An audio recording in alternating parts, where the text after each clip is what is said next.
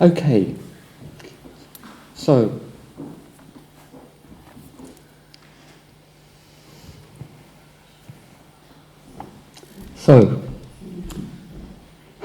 hard.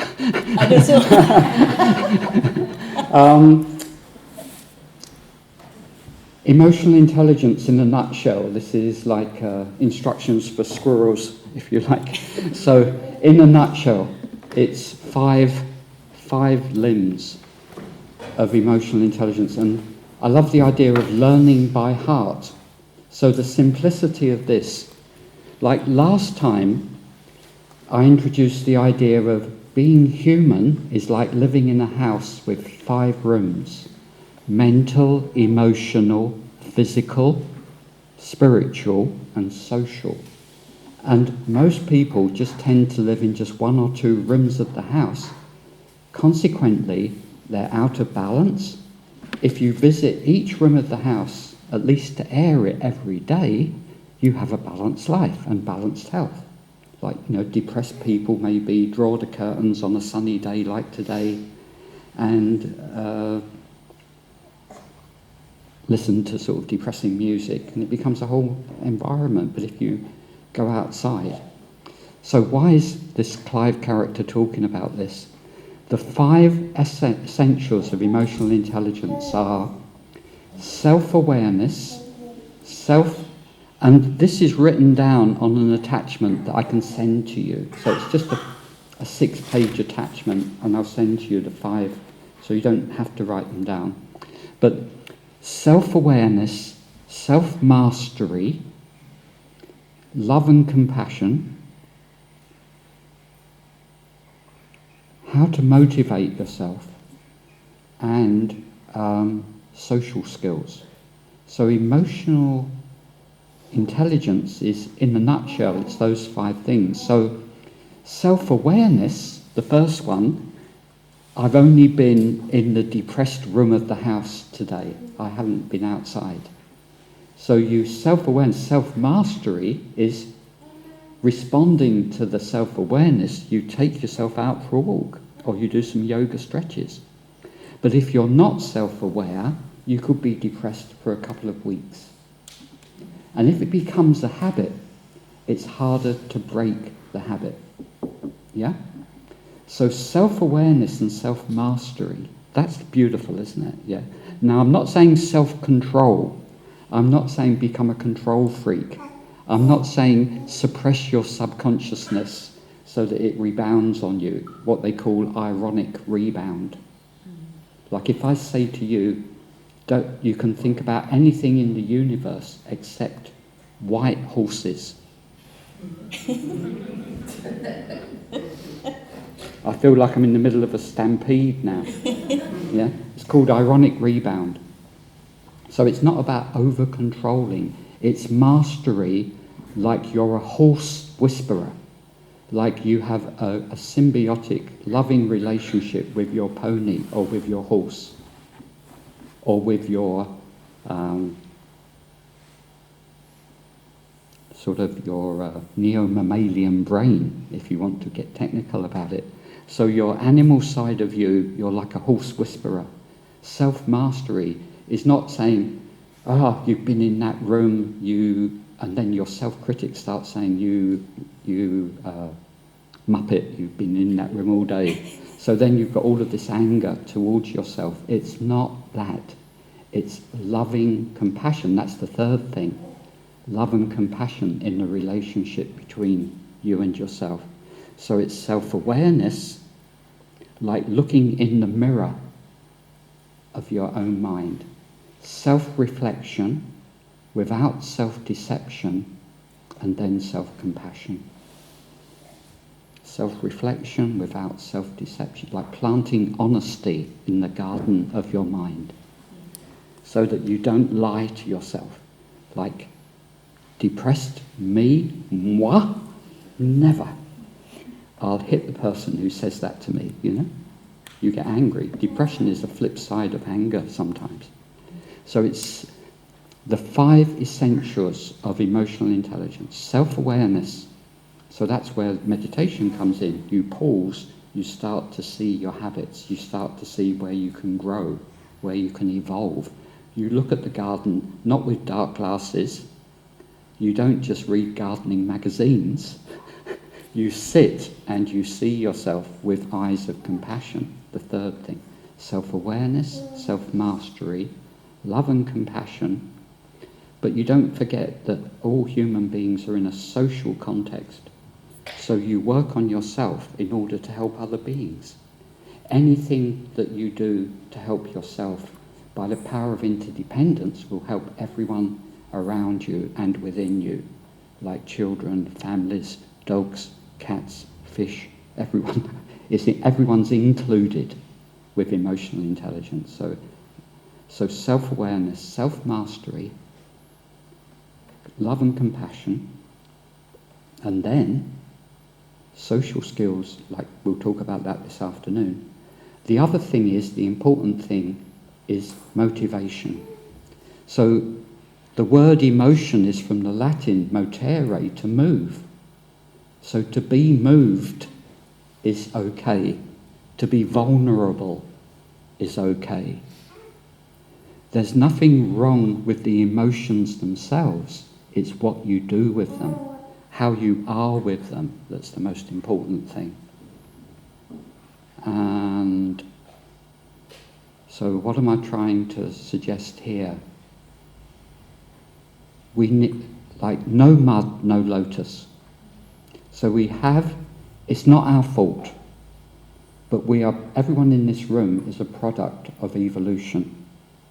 Unless you're an undercover android from another galaxy, or you're like this Karen Gillan character Nebula in that franchise. So what is going on here is we're all products of evolution. So we all started out as like trilobites, like shellfish that came out the ocean.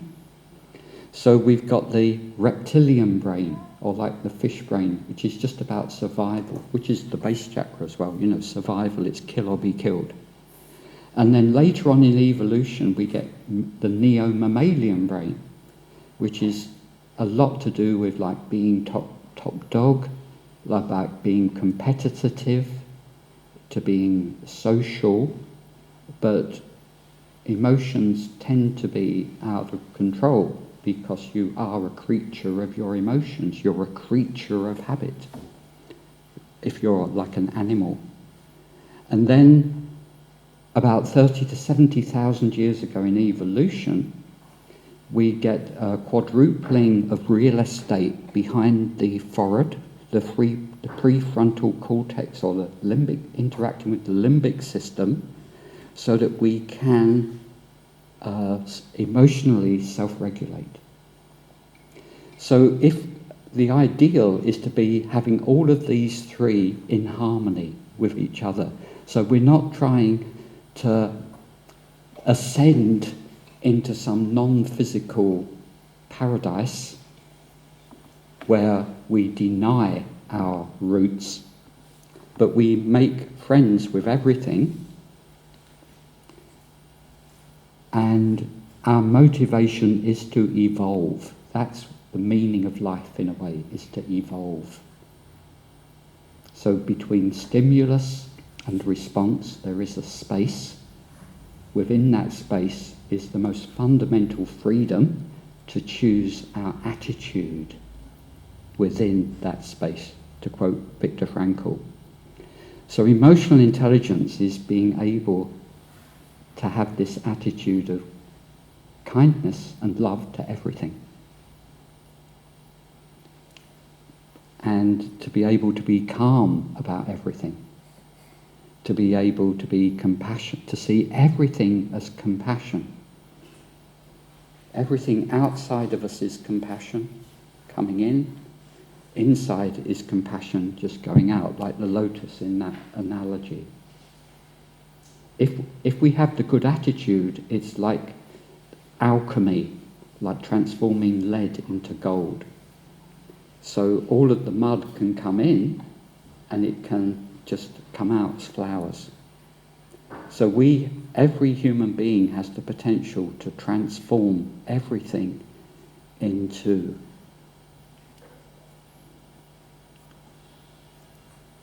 pure energy. Let's call it that. Yeah? So without, it's like if you're cold in Scotland in winter and you have a boiler, it doesn't matter if you burn anthracite or if you have leftover hay from the animals in the hay barn. It's all combustible. Everything is the fuel for our enlightenment. So all of the emotions are the raw material for our transformation. If we can choose our attitude to all of our emotions, like we can identify like anger without identifying with the anger, then we can use the energy of the anger to light up all the Christmas lights in Edinburgh. You know, maybe if you're a very angry person, you've got enough energy to light up New York. Yeah? Yeah? But if we don't, if we're blindly led by the harmful emotions, we'll have a miserable life and bad health and a weakened immune system. But if we can choose our attitude like it's okay, I'm okay with who I am right now. I am not perfect, but I embrace my imperfections. I don't hate them. And so emotional intelligence is not, it is like going beyond your inner critic, going beyond this. The way to achieve something is not just to instantly react to everything. So some of you have heard of the marshmallow test. Do you remember this? Who's heard of the marshmallow test? Ah. Okay. So famously, in Philadelphia in the 60s, they did this experiment. So they had 8-year-old children come into the room, and they said, you have a choice. You can have a lovely chocolate marshmallow now, but I'm going to go out the room, and if you wait till I come back, you can have 3. So they had secret video cameras. So these poor kids some of them instantly had the marshmallow. Some of them were singing to themselves, la la la la la la, waiting for the guy to come back, you know. Some of them distracted themselves, but they managed. 30 years later, the people with the better successful marriages, careers, freedom from addictions, were the people who had been able to stay and get the 3 marshmallows. Emotional self-regulation is vital. If you just react, you don't have the space between the stimulus and the response. Do you see what I mean? So we just act out the anger, we act out the jealousy, we act out the arrogance, we act out the fear. But what emotional intelligence is about, assuming mastery over your life, self-mastery. So in the marshmallow test, you can delay gratification. You could say you have a short-term self, like that's very closely connected to your reptilian brain and your neo-mammalian brain, very reactive. And you have your long-term self that has the wisdom to see the bigger picture. Like if I wait 10 minutes, I'll get 3 marshmallows. If you stay with meditation and don't run away from yourself, you'll get all of the benefits. All we have to do, I mean, according to the research, is about half an hour a day. It's just less than 5%. If you give it over to just resting with the breath, you're okay. You have touched base with your safe space so that you've rewired your brain so that you're not like on autopilot. And you have the choice. You have the choice between the space, you have the space to choose how you are going to be about your life. So it's all, one translation of mindfulness could be choicefulness. It's about the power to choose the life that you're going to live. So it's like, do you have the power? Do you have the power to be the master of, you can't change the outer world according to your expectations, but you can work on your inner life. Like if you open up to your own heart fully, you're opening up to the whole universe, multiverse. Everyone you've ever lived or everyone you've ever loved, alive or dead, is there in your heart. You're their passport to immortality. So within that inner universe, you can be free from slavery to autopilot. You can be free from reactivity so that you can smile at everything and see everything as grist for the mill. Everything is the lead to turn into gold. While we're alive, we all have that power to transform our inner life into being okay with everything. 5 limbs of emotional intelligence: self-awareness, self-mastery, love and compassion, ability to motivate yourself and others, because it's like one candle can light 100 other candles without diminishing its own light. So you can share the joy, share the radiance, share the light. And the 5th one, you put emotions, this quadrupling of the real estate in your prefrontal cortex, it's all about social skills. So that's why COVID was such a disaster, because people were isolated. I know some people are like in Glasgow tenements virtually for 3 years. Just 1 hour a day with social. So for humans, that's like a disaster, because we love to connect. They say the root of most depression is lack of connection. Johann Hari, there's a brilliant book. So the antidote to depression is connection. So the 5th limb of the emotional intelligence is connect in a good way, connect in a beneficial way. And of course, 4 fingers and a thumb, they're all connected to your hand, so all of these connect to each other. So self-mastery is with love and compassion, and all of the motivation has an element of love in it. And 5 limbs, simple, isn't it, to remember? So if I asked anybody in this room now, can they tell me what are the 5 aspects of emotional intelligence? You would all know. If you know it by heart, you really know it. It's not enough to have this on an Android, If you know it by heart, you take it even into your sleep, even into your dreams. So know it by heart. Self-awareness, self-mastery, love and compassion, motivational skills, social skills.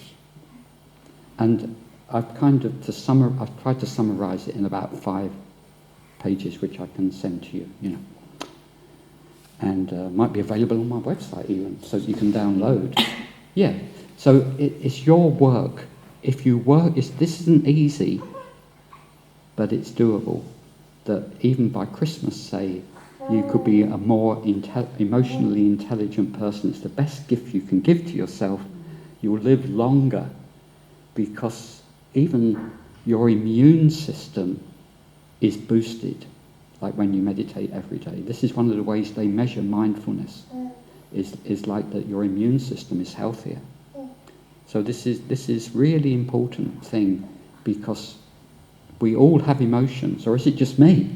Do you have emotions? Do you sometimes have like a bad hair day with your emotions? Or is it just me? And remembering to remember. I mean, That's why I'm wearing this ring. This is my remember to remember ring. So I look at this and I remember self-awareness, self-mastery, little devices to bring this in out of theory into daily life. So thank you for listening, and for all of the helpful energy generated by whatever we've done together here, the yoga, lovely yoga, just to hear about this, may it be shared with all beings limitlessly everywhere. May they all be free of unnecessary suffering. May they all be happy.